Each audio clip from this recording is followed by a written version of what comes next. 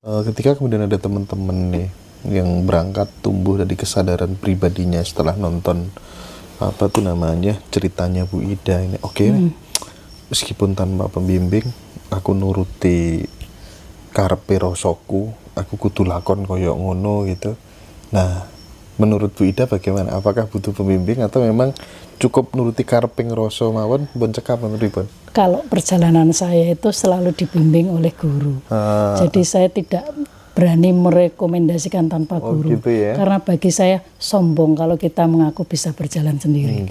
Sangat sombong. Saya tidak pernah difahamkan bahwa wis mlaku dhewe iso-iso dhewe, ndak pernah. Karena segala ilmu itu harus bisa dipertanggungjawabkan. Iya. Mending harus pakai pembimbing ya Bu ya. Kalau saya, kadang kan teman-teman ada yang aku iso dhewe lha apa berguru gitu kan gitu. Ya nggak ngerti lagi kalau gitu karena bisa.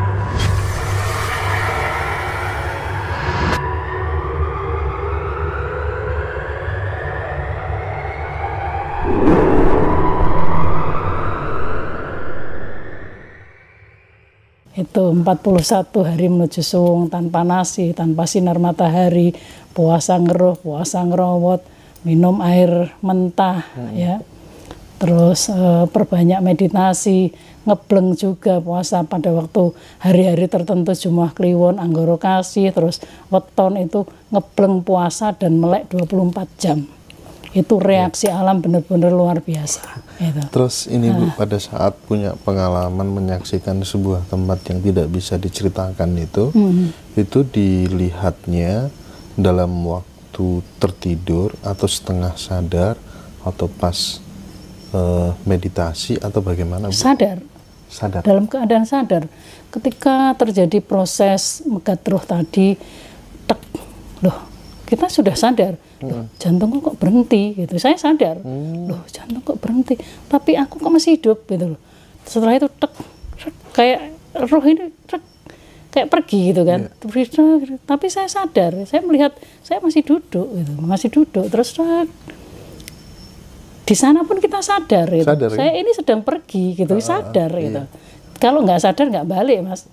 Gitu. Kita sadar loh, saya ini sedang pergi. Balik itu jenengan kehendaki sendiri. Oke, aku udah waktunya kembali. Atau memang pasrah tiba-tiba balik langsung? Ada yang mengingatkan. Ketika kita sampai ke puncak itu ada satu tangan yang merengkuh saya, cukup balik. Gitu ya. Itu sadar. Nah itu saya difahamkan bahwa siapakah beliau? Kalau dalam pemahaman yang saya pahami, kan Goroso Mas, beliau itulah leluhur saya, yang mendampingi saya. Maka sering saya katakan bahwa kita ini nggak akan sampai ke puncak kalau tanpa leluhur kita sendiri. Gitu. Nggak bisa. Awak dhewe mudhun dari leluhur kita terus arep balik lewat leluhur orang lain, nggak bisa. Itu perjalanannya seperti itu. Itu yang perjalanan yang saya alami gitu. Jadi memang tidak boleh untuk dipertentangkan dengan orang lain karena tadi saya bilang bahwa tiap orang perjalanannya sendiri-sendiri. Tapi poinnya bahwa yang harus digarisbawahi menuju suwung itu tidak cukup dengan meditasi atau hening. Itu meditasi untuk mencapai hening, ya. Hening untuk mendapat suatu kesadaran. Kesadaran inilah yang menjadi salah satu piranti kita dalam perjalanan menuju suwung gitu. Nah, sebelum nanti dilanjut sama Mas Indra, ini Bu, waktu kemudian tadi panjenengan bercerita soal sowan kepada tempat-tempat makam leluhur itu kan? Nah, kan ada nih istilah konsep bahwa orang-orang itu ketika meninggal akan manitis lahir kembali gitu. Nah, andai kata kita sowan ke makam leluhur, tapi leluhurnya sudah nitis lagi jadi manusia, itu gimana Bu? Yang kita sowanin itu kan petilasan beliau. Ya, masalah beliau sudah menitis lagi atau tumimbal atau lain-lain itu kan wilayah lain. Gitu. Jadi yang ada di situ itu kan petilasannya. Yang kita rasakan di situ ini kan energinya.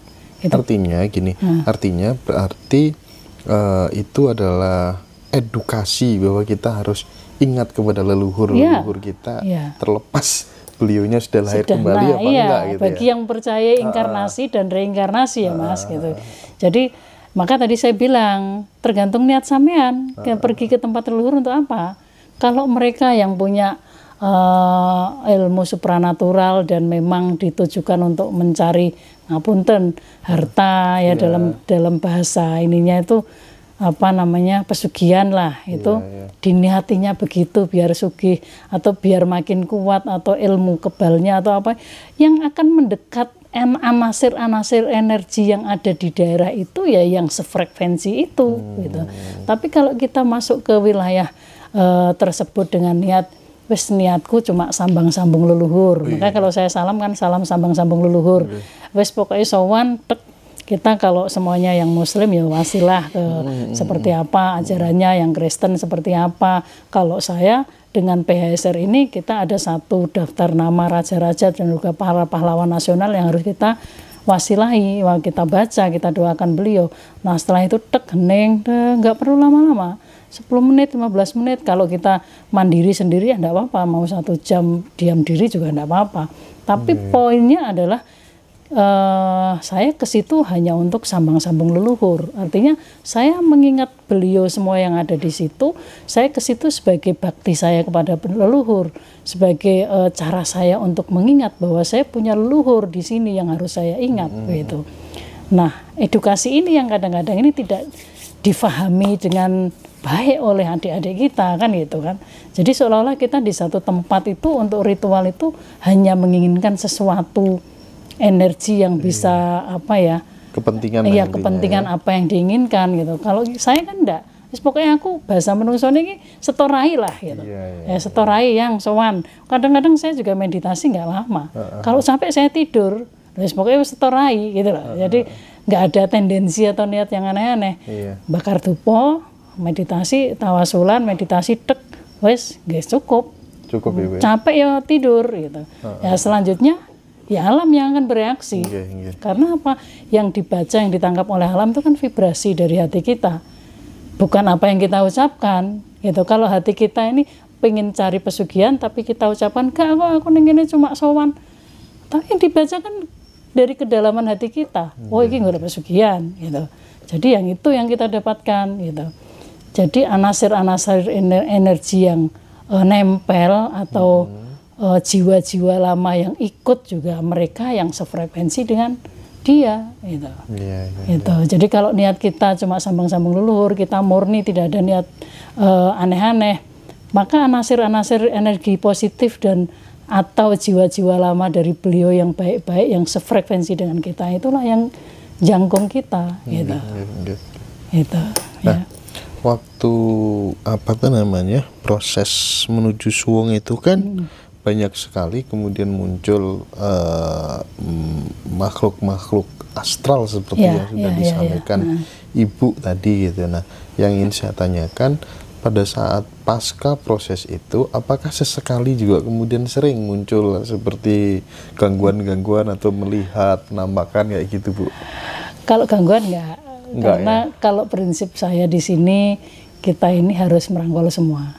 Jadi istilahnya di sini tidak ada mengusir makhluk A, makhluk B. Jadi ibaratnya gendruwo, setan, demit dan lain-lain semua teman saya. Gitu. Jadi semua saya sapa. Maka tidak pernah ada yang mengganggu. Pernah ada yang mengganggu. Ya, bahwa mereka menampakkan diri secara real jembleker gitu, saya tidak mau. Itu semua tergantung kita sebenarnya. Karena, gitu ya? Karena mereka ada itu dalam bentuk energi. Karena kita tarik sendiri sebenarnya. Gitu. Kalau kita memvisualisasikan di TV-TV itu hantu pocong, ya hantu pocong. Karena tiap hari lihat sinetron hantu pocong, nanti ke belakang nih, ke situs belakang, karena ketakutan yang berlebihan, aduh hantu pocong. Begitu lihat pohon yang nampak hantu pocong, Mas. Nah ini harus hati-hati. Ada yang benar-benar ini makhluk astral, ada yang benar-benar karena daya cipta kita gitu loh. Itu kan hantu pocong kan di Indonesia tok. Wewe gombel terus apa ini yang bolong ini, itu kan di Indonesia gitu. Kalau di Eropa kan hantunya pakai dasi, cantik-cantik, ganteng-ganteng kan itu. Berarti prinsipnya Ibu tidak pernah nyipta yang model gitu-gitu ya? Saya enggak. Enggak ya? Dan setelah itu saya juga tidak mau ngapain sih nemuin saya dalam bentuk visual itu. Tapi kita bisa merasakan energi, getaran energi. Kalau di satu tempat kita tiba-tiba begini ngomong githok mengkorok ya. Apa githok itu bahasa Indonesianya? Nah, ini mengkorok gitu kita bisa merasakan, oh ada yang hadir. Oh ada yang ini, itu kita bisa. Ya seret, tiba-tiba di sekitar kita ini dingin, tiba-tiba rambut kita tersibak seret, itu kan tanda-tanda salah satu. Itu tapi ya terus saya bilang, wes rasa nongol, apa terusan, itu loh. Lah cari gendruwo iki arep nongol, wah iki mbake gendruwo, aku nongol ya percuma kan ngono Mas. Nah, itu loh. Nah, itu. Jadi jangan terjebak di wilayah itu. Berspiritual yang naik lagi, jangan terjebak di wilayah supranatural saja. Gitu. Barangkali ini pertanyaan terakhir terkait dengan 41 hari menuju Suwung ya. Ketika kemudian ada teman-teman nih yang berangkat tumbuh dari kesadaran pribadinya setelah nonton apa tuh namanya ceritanya Bu Ida ini, meskipun tanpa pembimbing aku nuruti karepe rasaku, aku kudu lakon koyo ngono gitu.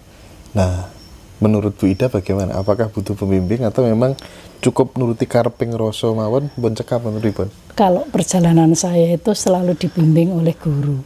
Jadi saya tidak berani merekomendasikan tanpa guru. Gitu ya? Karena bagi saya sombong kalau kita mengaku bisa berjalan sendiri. Sangat sombong. Itu pemahaman saya. Karena perjalanan saya sendiri guru spiritual saya 4 Mas. Masing-masing beliau itu orang yang luar biasa, sangat sederhana, ilmunya sangat tinggi tapi tidak